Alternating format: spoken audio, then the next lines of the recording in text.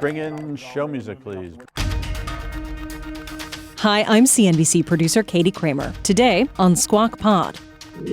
Our politics marked by division, even violence. Senator Chris Coons joins us on learning to listen. Are we willing to tolerate, celebrate, allow folks who say things we disagree with, or are we encouraging or supporting violence against them? Potential backlash to Disney following late-night host Jimmy Kimmel being taken off the air. James Stewart, who wrote the book on the House of Mouse, with what this means for the legacy of CEO Bob Iger. Knowing Iger, I've known him for decades. I don't think he would have suspended Kimmel. Plus, the White House's new approach to visas for highly skilled workers coming to the U.S. with the H-1B. Dirty little secret is that we lag badly in STEM. And our Robert Frank with reporting on the president's new platinum version for the overseas wealthy. This went from $5 million originally proposed in February to $1 million. That is very cheap in the investment visa landscape around the world. Singapore is $7 million. It's Monday, September 22nd. Squawk Pod begins right now. Stand Becky by in 3, 2, 1. Cue it, please. Good morning, everybody. Welcome to Squawk Box right here on CNBC. We're live from the NASDAQ market site in Times Square. I'm Becky Quick, along with Joe Kernen and Andrew Ross Sorkin.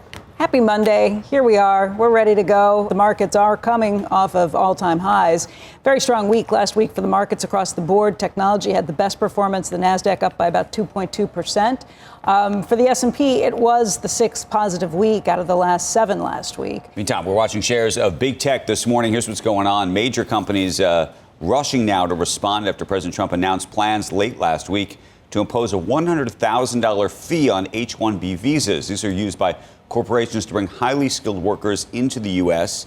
Some tech companies and banks scrambling over the weekend as a result of it. They're warning employees not to leave the United States or quickly return from overseas. Nobody seems to know what would happen to them.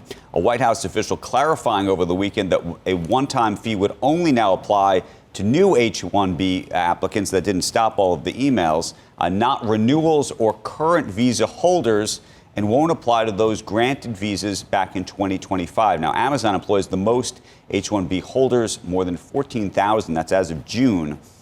And it's creating a lot of consternation about whether this is the right policy. There's some folks coming out saying this is great. If you're a big tech company, this is not a bad outcome because you can afford to spend the $100,000.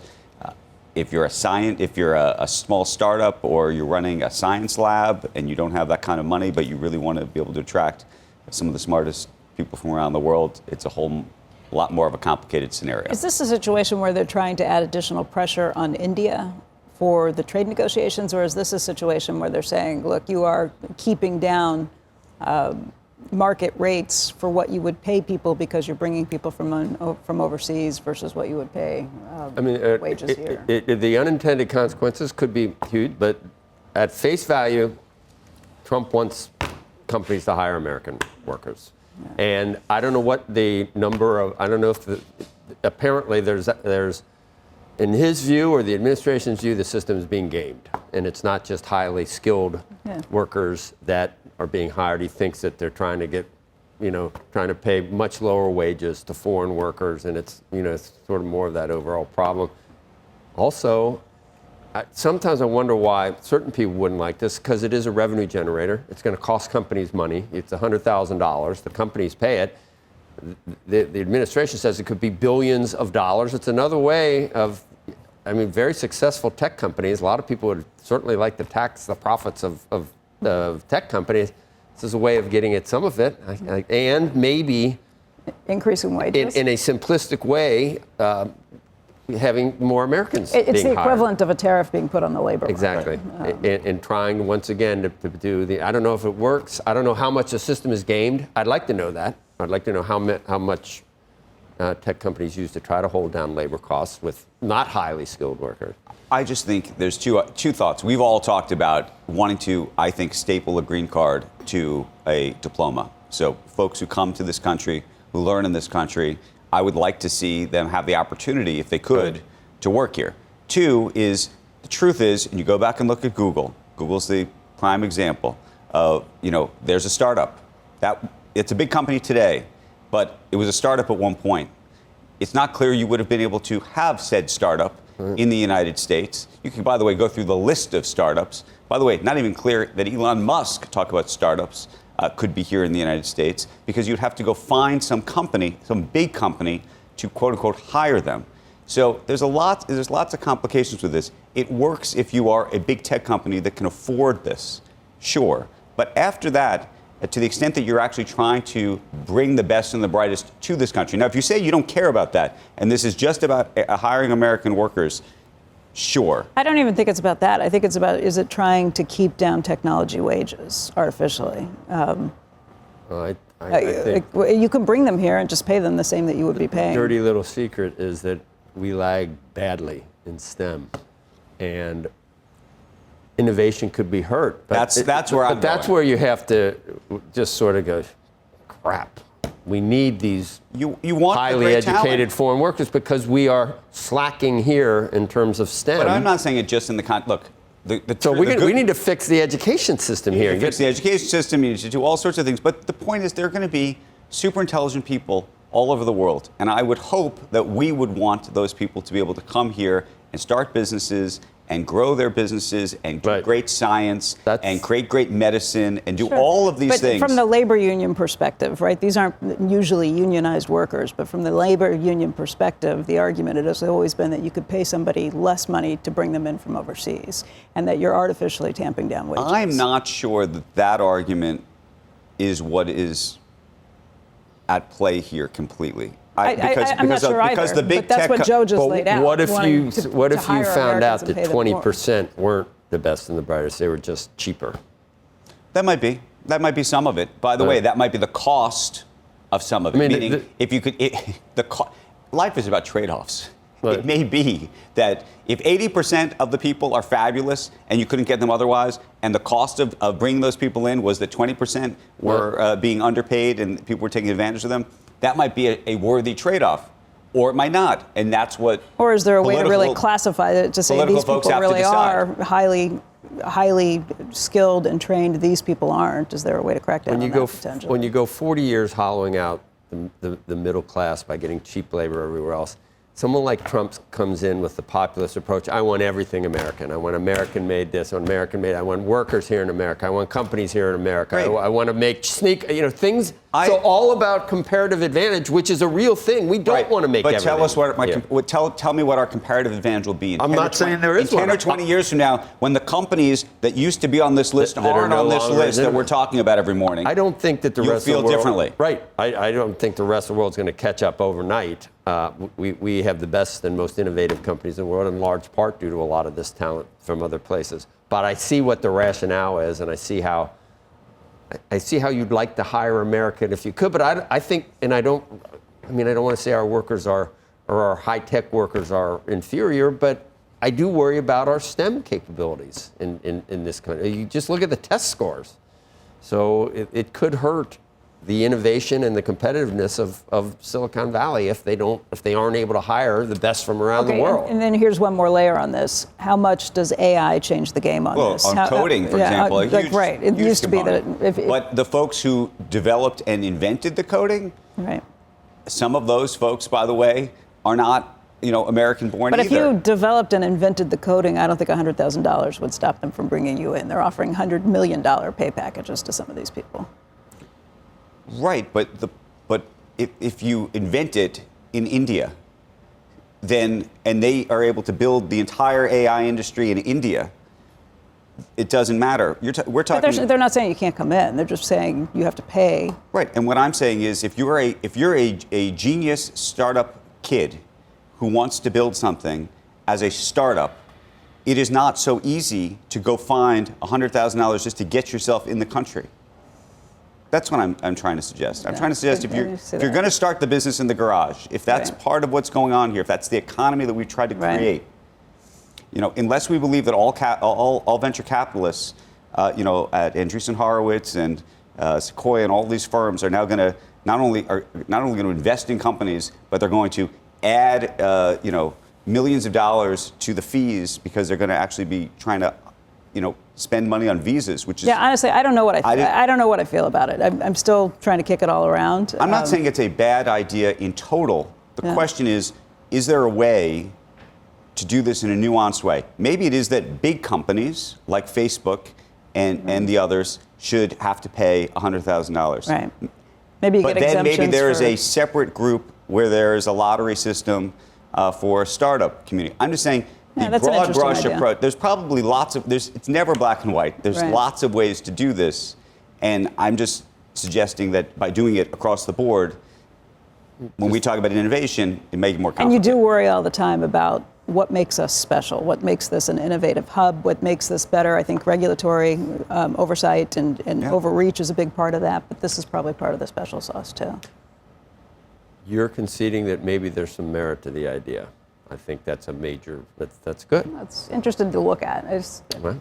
I don't That's know. good. I'm saying if you want to do it for a certain People kind are of pointing out on class of Twitter, group. for as great as these people in India are, we do have the greatest. They don't have the same level of innovative tech companies 100%. that we but have one of the here reasons is at all. because you can be here.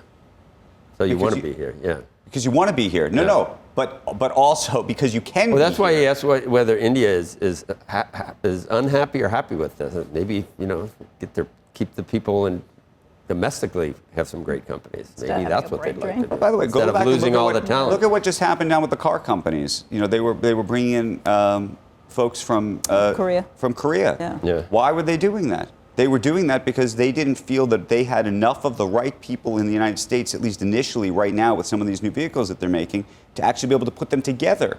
So this is a little bit like, we don't tariff bananas the same way we tariff other items, because guess what? It's very hard to grow bananas in America. That's comparative advantage. And Right. if so it's- ultimately, we'd like to, if we could one day grow bananas in America, that'd be a whole other thing. But, at some point, it would be great if we had all of the perfect people coming out of universities to go do these jobs. But until we do that, you need to find some kind of solution. the perfect people in all the perfect industries to have, to emphasize. And that's an education story, but that's generational.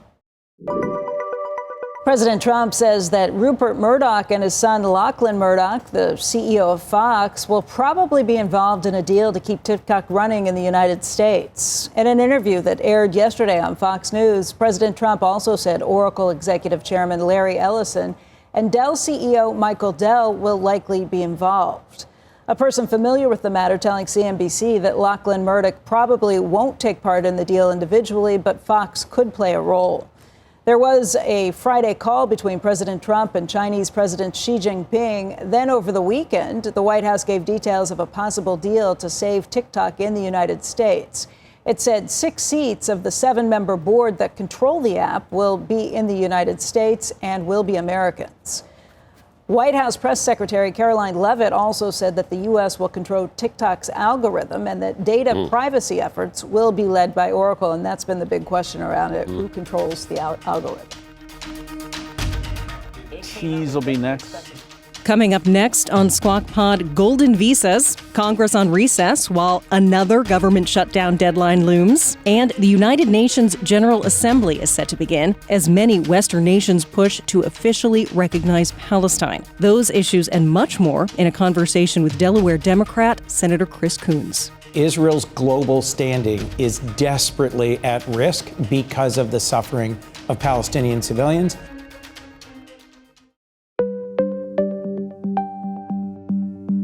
You're listening to Squawk Pod from CNBC. They're very productive people, and they're going to pay $1 million. The corporation is going to pay $2 million, and it's going to raise billions of dollars, billions and billions of dollars, which is going to go to reduce taxes, pay off debt, and other good things. The company needs to decide, is that person valuable enough to have a $100,000 a year payment to the government, or they should head home and they should go hire an American. Here's Andrew Ross Sorkin. Welcome back to Squawk Box. While the Trump administration is unveiling a new fee for H-1B visas, it also announced new programs designed to fast-track residency for foreign nationals with some tax breaks. CNBC's wealth editor Robert Frank joins us now with some of the details. Robert. Good morning, Andrew. Good to see you. Well, President Trump announcing 2 new luxury visa programs, a gold card and a platinum card. The gold card will cost $1 million for individuals and $2 million for companies. It will allow foreign nationals to get U.S. residency, quote, in record time. And the $2 million corporate card is transferable from one employee to another. Now, the Platinum card is going to cost $5 million and will allow foreign nationals to spend 270 days in the U.S. without paying taxes on their overseas income. Now, currently, of course, we all know that U.S. citizens and residents have to pay taxes on their U.S. and their foreign income. Foreigners who are here for more than 183 days during a 3-year period that uses a special IRS formula. They, too, are currently subject to tax on overseas income. The Platinum card, however, will extend that time period to about 9 months. Commerce Secretary Howard Lutnick saying that the new $100,000 H-1B fee, gold card, platinum cards, all expected to generate $100 billion in revenue. That's going to be used to lower taxes and pay down debt. Now, the gold card will replace the EB1 and EB2 programs. We have yet to hear, initially they said this would replace the EB5 program, which is very popular and costs $1 million and requires you to create at least 10 jobs. But if people can pay the same amount and not have a job requirement, which is what the gold card is, that will be a lot more attractive. How many of these things do you think really are going to get sold? This is huge. This is now this went from $5 million originally proposed in February to $1 million. That is very cheap in the investment visa landscape around the world. Singapore is $7 million. Samoa is $1.4 million. Hong Kong, El Salvador, all these countries have programs that are more expensive now than the U.S. So this will be very popular. Okay, and what kind, sort of a terrible question to ask, who are the people that are going to choose to do this? And what kind of sort of regulations do you think we're going to have around the kind of people that are going to involve and engage themselves in this kind of stuff? Well, we don't know anything about what the screening will involve. All they said was that they will get it in record time. So we have to assume that that will be lighter screening. Now, in the press conference on Friday, Lutnick and President Trump said these will be extraordinary people. But again, there's no investment requirement. There's no job requirement. $1 million could be borrowed. There's no requirement about it. Really?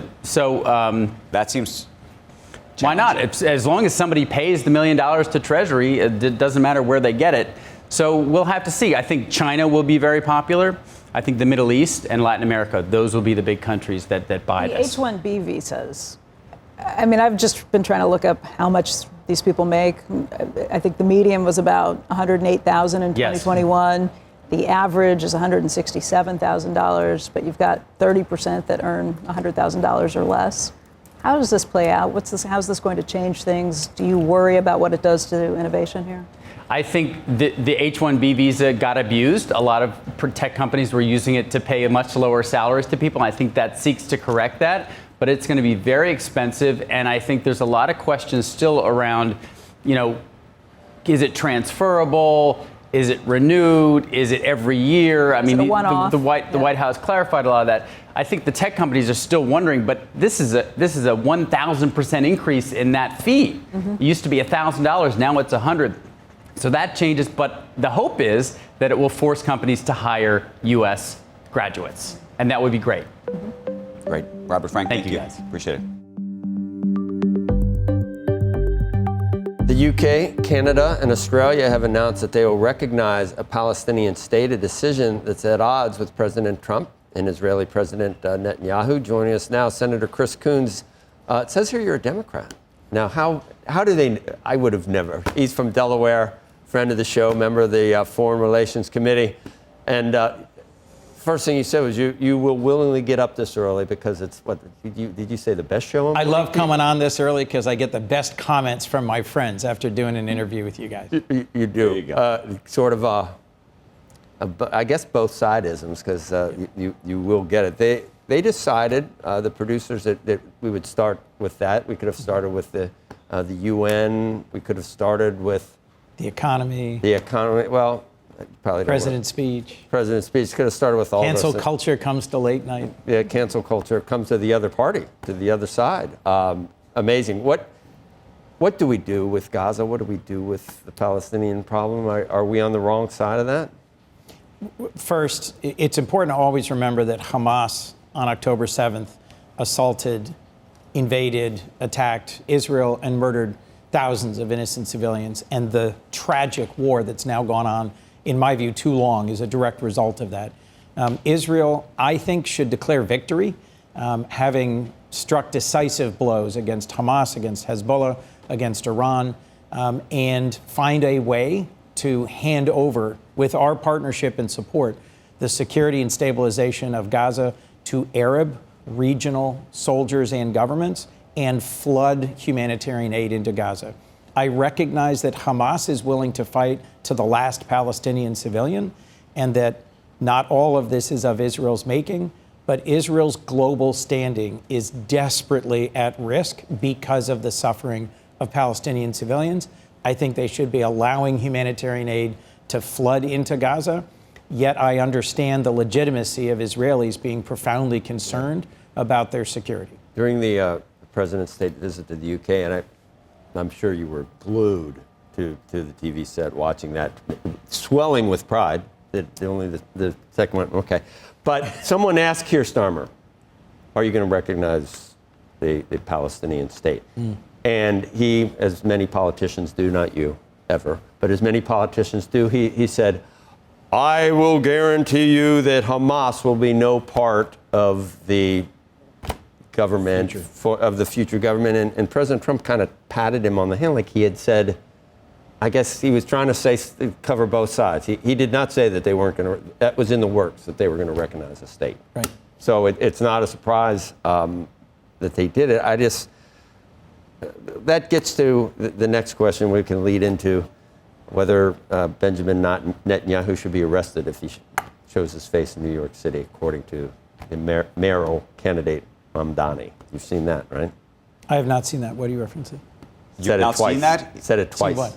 Mamdani says if he wins and becomes the mayor of New York City, no, I had missed that. He's going to instruct when he's the here NYPD, for the UN. Right. if Bibi Netanyahu were to come to New York, to have him arrested under the idea that he is a war criminal by a justice system, by the way, that the United States, I don't believe, supports or even recognizes. Yeah, the Rome Treaty. Look, the treaty that set up the UN does not allow that. Frankly, I wasn't aware of the foreign policy of Mamdani. I do support the fact that the governor... Just to be clear, he said it before, he said it once, at least once publicly, prior to becoming, prior to the nomination, effectively, winning the primary, and then doubled down on it about a week and a half ago. Well, Mamdani has said quite a few things. I'm not a New Yorker. I'm not a specialist in New York politics. I will say that his focus on costs, on the costs of living, the cost of housing, is what attracted a lot of support here in New York across a wide range of neighborhoods. But I don't endorse a wide range of the things that he has therefore, do you previously endorse supported. him? I have not endorsed him. I also have never been asked to endorse him. I'm asking, would you endorse him? I'm not endorsing in the New York mayoral race, no. What do you think, though, more broadly, of to the degree that he is representative, or if you think he is, of a broader move amidst the Democratic Party, more towards he's part of this National Socialist Party? National Socialist Party? I mean, he calls that's exactly not the direction we're talking about. You don't mean Nazis. Excuse me? He talks himself... You mean Democratic Socialist? Democratic Socialist. Yes, thank you. Sorry. Sorry, I apologize. Significant difference, but it's okay. Well, that's the next step after you get to Democratic. You got to end up there. Look, the larger point is we have two really compelling candidates running for governor in Virginia and in New Jersey who I think represent the direction the Democratic Party should be taking.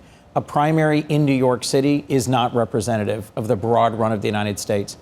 But President Trump ran on reducing prices. Mamdani is running on reducing prices. And what I think most Americans responded to in the last election and in this upcoming election is the rent is too damn high. Sure, but and the question Trump is not delivering on that promise to the American people let me with ask his you about chaotic that. tariff agenda that is raising prices for working people. But let me ask you a question. Part of look, people are focused on affordability, which is the issue. I agree with that. The question is, how do you solve the affordability issue? We can set price controls. We can set price control on everything. His view, meaning potentially the next mayor of New York, is to freeze housing prices, rent in New York. at the same time that he says he wants to create affordable housing. Right. Right. When I was county executive, that's a very hard thing to do. If you freeze rent, the developers say to themselves, "Well, I can't invest here. This makes no sense." Right. So the question is, I believe more in building housing rather than freezing the benefits, the rent that you can earn from building and developing housing. When I was county executive for half the population of Delaware, I put a lot of time and effort into affordability in housing. Helped pass one of the first inclusionary zoning codes. Helped pass codes that gave builders incentives in terms of density if they would commit to long-term affordability. I think market forces, partnering with government investment and changes in zoning, can produce more affordable housing. Now, New York is a uniquely difficult housing environment, but in my county, which is in the suburbs of Philadelphia, northern Delaware, we had housing prices skyrocketing, and the folks who worked for the county, the police and the librarians and the public safety aides, the guys who help run the sewer system, were getting priced out of our county, and we're driving an hour to get to where they work. A big part we need to address this it costs nationally. more to build at this point. If you have lumber prices, if you have the cost of everything that goes into it, if you have labor Wallboard prices, from Mexico, plywood from Canada. You put tariffs on them, the prices of housing go up. The prices had gone up before that. After COVID, they are continuing to climb with some of these things. What would you do? I'm sorry, I missed the question. The inflation started climbing before.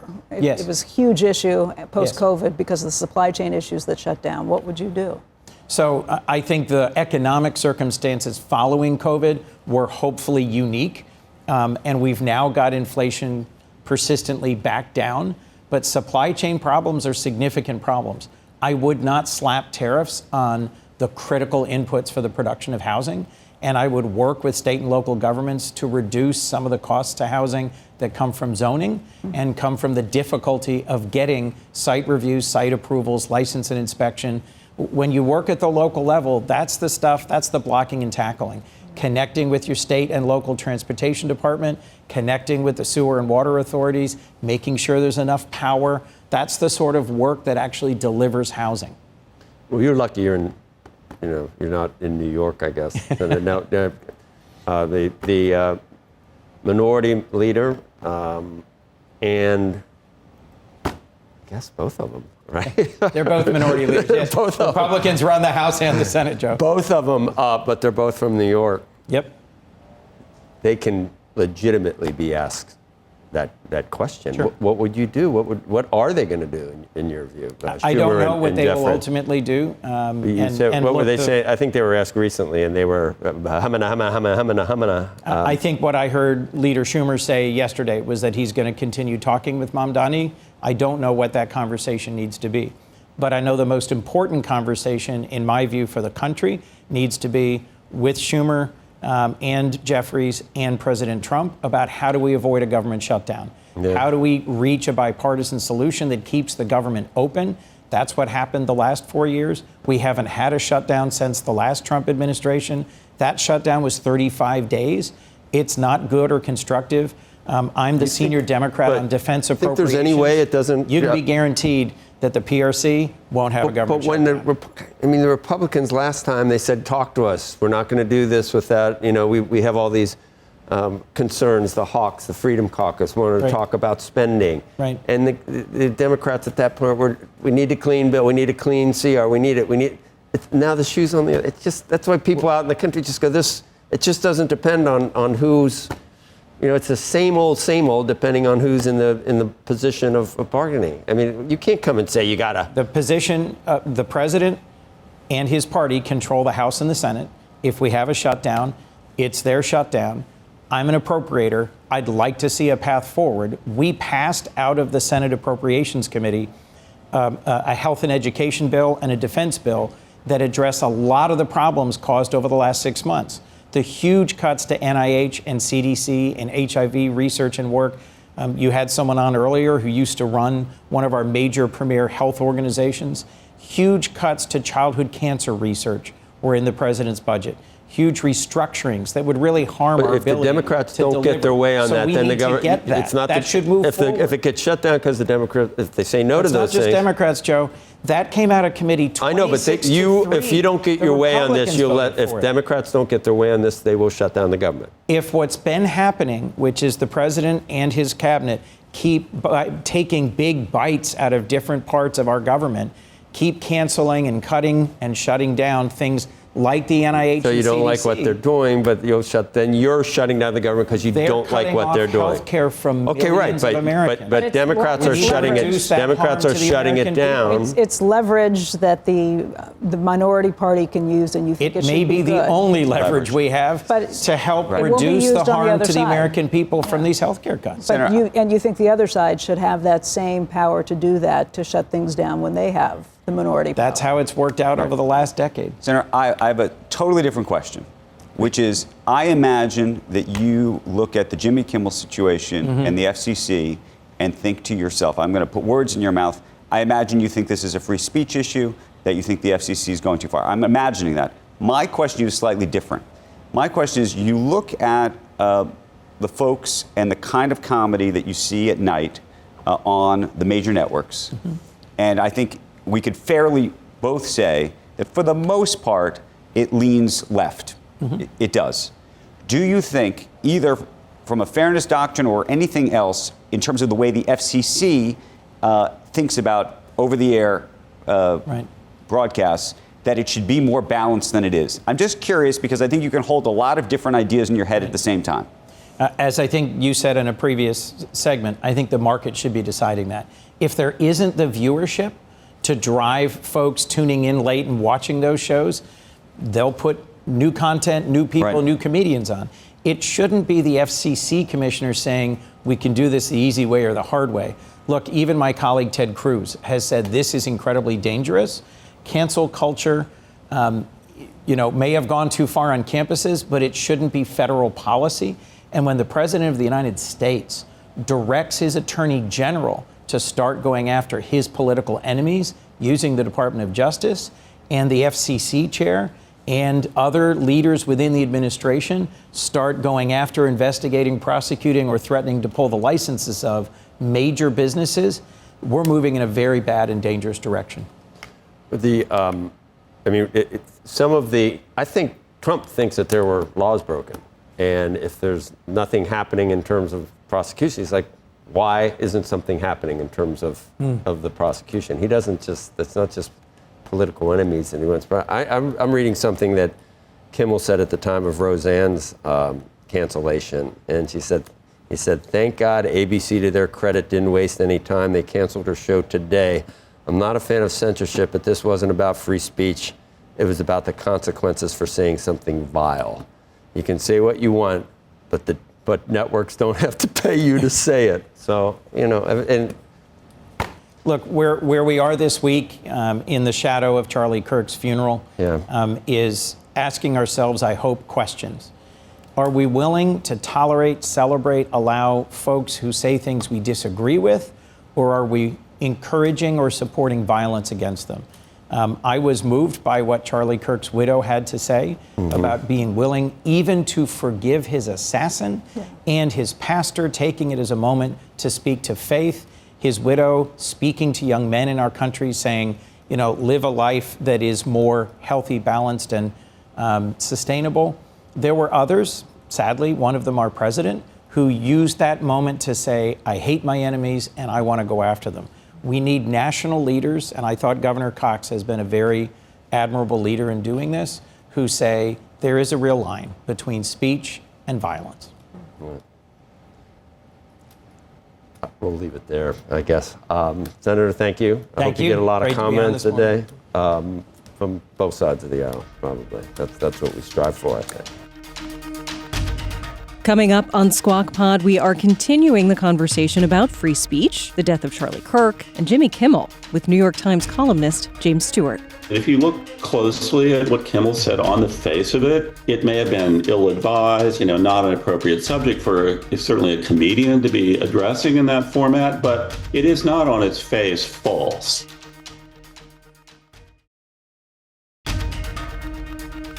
This is Squawk Pod. Up and Andrew, Q. You're watching Squawk Box on CNBC. I'm Andrew Ross Sorkin along with Joe Kernen and Becky Quick. All right, Disney is still in the spotlight with the Trump administration. The entertainment giant's decision to pull Jimmy Kimmel off of the air after comments he made about Charlie Kirk, sparking threats from the FCC and raising debate over free speech. Joining us right now with more on the pressure facing Disney right now is James Stewart. He is New York Times business columnist, also a CNBC contributor. And Jim, there are so many different questions to ask surrounding this. I guess I'd ask, first of all, what position do you think Bob Iger's in today? Well, look, it's not a position anybody would want to be in. He has the incredibly difficult choice of standing up on behalf of freedom of speech, the First Amendment, the rights of him to choose who should be on the network, and the pressure that he's getting, the business pressure he's getting from the affiliate network immediately, and more broadly from the Trump administration, the FCC, where he is a regulated entity and he has to deal with them for a host of issues. And so, he doesn't want a target on his back. I can understand why he did what he did from a shareholder perspective, because that is his fiduciary obligation.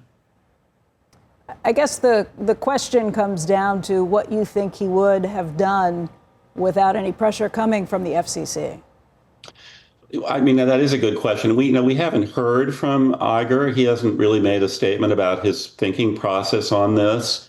But I don't really, knowing Iger, I've known him for decades, both from, his support for the First Amendment and his overall political views. I don't think he would have suspended Kimmel. I mean, I do find it interesting that if you look closely at what Kimmel said on the face of it, it may have been ill-advised, not an appropriate subject for certainly a comedian to be addressing in that format, but it is not on its face false, as some people have said. It's maybe ambiguous, and some people interpreted it in a way that turned out to be false. But remember, when Kimmel made the statement, we didn't really know anything. Nobody really knew anything about the motives of the guy who assassinated Kirk. So I don't think on the face of it that Iger would have suspended it. I'm sure that, like many people, it seemed, like this thing was going to blow over until it became, went viral, on social media. So I don't think it would have been such a big deal. I mean, maybe he might have said something like, this is a touchy subject we should ease off a little on, but I doubt it. I don't think he ever would have gotten involved on that level. Jim, there are questions, though. I mean, again, it went viral once a lot of people saw it and picked up on this. There are questions about what you would do facing the advertiser backlash. I mean, that to me is the more interesting part of this. What do you do without the pressure from the FCC, without the pressure from the president? I don't think anybody likes the pressure coming from the president to say you can't do these things. But it is a corporation's decision as to whether they want to go ahead. It's not protected. You don't get free speech at your place of employment. They can decide to no longer do business with you if they don't. Ratings have been plummeting, too. I mean, I think they're down almost 50% since the beginning of this year. Jim? Well, that's a very important point. This is a commercial entity. Iger's ultimate goal is to make money for the shareholders, to boost the ratings. And one of the checks for the major networks has always been, in terms of what they put on the air, that they are trying to achieve the highest ratings possible. They're trying to make money. And so it's never really been an issue. They've never put extreme alienating views on their news shows because they are trying to attract a very large audience. That would make no business sense whatsoever. But I do think it's a separate issue here. Would they have wanted to get rid of Kimmel? I mean, there's been some talk, because we know what was going on, or at least CBS has claimed to tell us that Colbert was losing so much money. A lot of people have inferred that Kimmel must be losing money as well. I don't know the specifics of the finances of that show. It's possible. But it's clear that it was the pressure, I think, from the affiliate groups, maybe as well from some advertisers. The affiliates and the FCC, but he did have, the FCC has teeth, because if Nexstar and all those affiliates said, look, in the public interest, I don't think Kimmel has told an actual joke since Trump came down that escalator. I don't think he's told an actual joke. And he has, if you look at his guests, it is a parade of Jasmine Crockett and AOC and Adam Schiff and one after not a single conservative guest. Now, how is that in the public interest of all those next star? If you're going to push it, if you're going to, as the FCC, if you're going to push it, how do affiliates look at that and say, why isn't this in the best interest of all my people in Oklahoma City? Well, it's certainly within the rights of the affiliates to raise questions about the content of the programming and hash that out with Disney and express their concerns. On the other hand, the public interest has traditionally been defined as allowing a broadcaster to exercise their First Amendment rights within the limits of the law. It is not that it has been, now, admittedly, there was for a time the fairness doctrine, where if they had a political I guess, advocating one side of a political issue, then they were required. But the affiliates would have been irate. The affiliates are probably sick and tired. I think this gave Iger cover to do something he's probably wanted to do for a while. That's what I think. That's very possible. That is very possible that, it's much easier for Crusher to do what he wanted to do. Thank you, Brendan Carr. I'm not sure that's true, because I actually think that there's going to be a meantime, there's going to be a massive backlash against Disney. I mean, this is where I was going to go with Jim. There's a couple of things. Until they bring him back. I think you can hold a couple ideas in your head at the same time. Two things can be true Jim, at once. And I think which is, there's going to be backlash against Disney, meaning there are going to be creatives and other people in Hollywood who don't want to do business with Disney, and unless they either bring Jimmy Kimmel back or not. I mean, that's a real issue. And this idea, though, and this is where I wanted to go with you, Joe. Let me just respond to Joe for a second, if I could. The idea that Nexstar wanted to do this, and therefore it's a business decision. Yes, it is a business decision, and it might be on behalf of the audience in some ways, but in large part it's on merger with Trump. It's on behalf of itself and the shareholders, insofar as you say maybe. We had the head of the FCC on our air, effectively like a mafia boss. Saying that he could do it the easy way or the hard way. But he can do that. He's got teeth. Sure, he's got public airways. He's got teeth. These are public airways. But people like Tucker Carlson are out there saying this is a bad idea. People like Ted Cruz are out there saying... Rand Paul. I've seen it. I know. I don't think the Trump administration is doing them any favors. That's what I'm saying. There's a couple of things here. Should Jimmy Kimmel and should the late night airwaves have turned into a one-way sort of more left than right thing? No. With no jokes. Just all. But hold on. But all going for applause, not laughs. That can be in a perspective that maybe these networks should have not gone down that road. But that's different. That's a very different issue, and that could be a business issue. That could be a political issue. That could be. It goes back to your fairness doctrine issue, which is not part of this anymore. You can say.